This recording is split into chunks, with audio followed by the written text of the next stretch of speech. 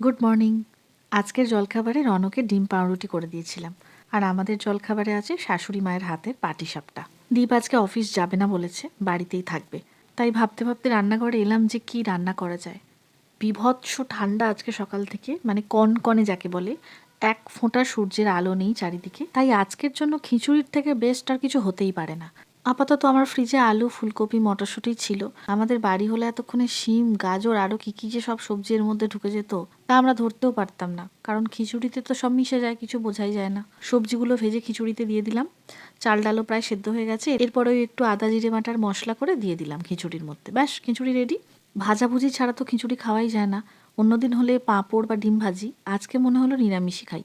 তাই আলু ভাজলাম আর বেগুনি করলাম। খিচুড়িটা নামানোর আগে আমি একটু ঘি আর গরম মশলা দিয়ে ভালো করে মিশিয়ে নিয়েছি। এত সুন্দর হয়েছিল খেতে। আর এটা যত গরম গরম খাওয়া যায় তত যেন স্বাদ আরও দ্বিগুণ হয়ে যায়। এই দেখো, আজকে বাইরের ওয়েদারটা একবার দেখো। মনে হচ্ছে আমরা কোনো হিল স্টেশনে এসে গেছি। কোনো রোদ নেই, শুধু কুয়াশা ধোঁয়াশা চারিদিকে। মনে হচ্ছে ওই মেঘটা সরলেই নারকেল গাছের পাশ দিয়ে কাঞ্চনজঙ্ঘা দেখা যাবে। 2-2:30-টের সময় যদি এরকম হয় তাহলে মনে হয় আজকে ওই 3:30 নাগাদ সন্ধে হয়ে যাবে। দ্বীপের কাজ শেষ করে আমরা বিকেলবেলা গেলাম একটা মেলায়। এটা সরস মেলা লেখা ছিল। ওই সৃষ্টিশ্রী মেলা, সরস মেলা এই টাইপেরই কিছু একটা হবে। এটা আমাদের বাড়ি থেকে ওই 15 মিনিট দূরে।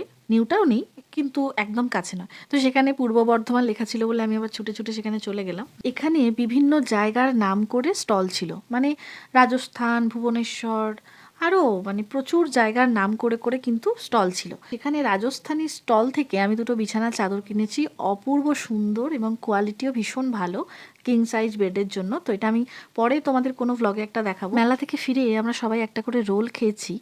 আর আজকে অনেকগুলো জিনিস এসছে অনলাইনে, যেগুলো তোমাদের সাথে আমি এখন শেয়ার করব। এক তো প্রথমেই ফ্রিজ ম্যাগনেট, যেটা দেখিয়ে দিলাম। এরপরে দেখাবো এই ট্রান্সপারেন্ট টেবিল কভার।